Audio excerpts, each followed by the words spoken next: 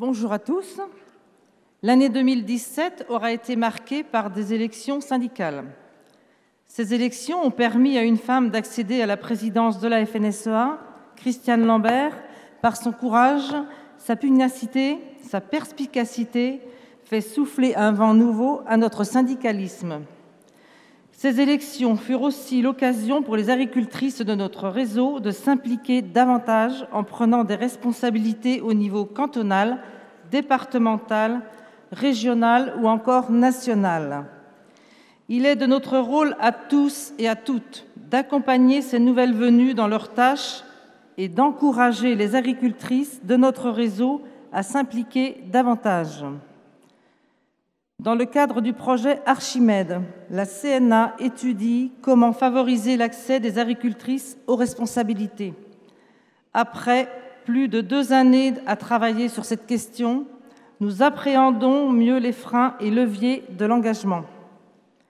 Aujourd'hui, si nous regardons où en est notre réseau sur cette question, nous constatons que les agricultrices sont largement sous-représentées au regard de la représentativité fixée à 30%.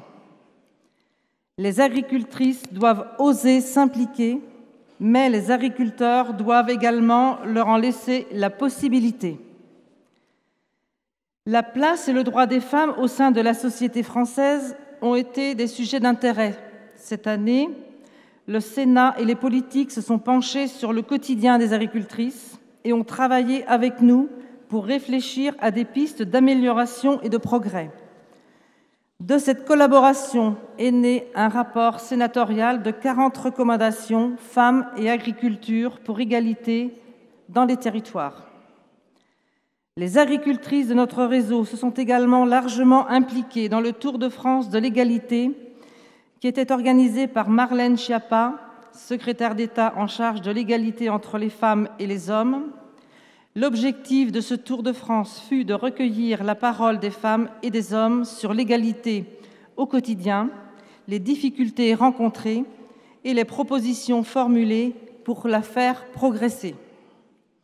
Ainsi, lors de rencontres avec les délégués aux droits des femmes, les préfets et les députés, elles ont évoqué les problématiques d'accès à la formation, aux responsabilités et celles de la retraite et du congé maternité. À l'occasion de la Journée internationale des droits des femmes du 8 mars, Stéphane Travert s'est d'ailleurs engagé à promouvoir l'égalité professionnelle en améliorant les droits sociaux des agricultrices. Il a affirmé que l'accès au congé maternité sera favorisé et qu'il restait attaché à ce que les agricultrices puissent continuer à percevoir l'allocation de remplacement.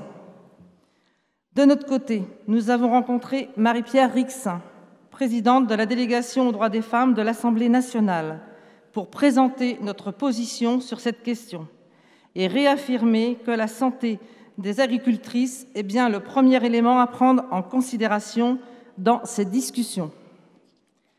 Nous travaillons également avec la Caisse centrale de MSA pour améliorer l'information des agricultrices sur ce sujet.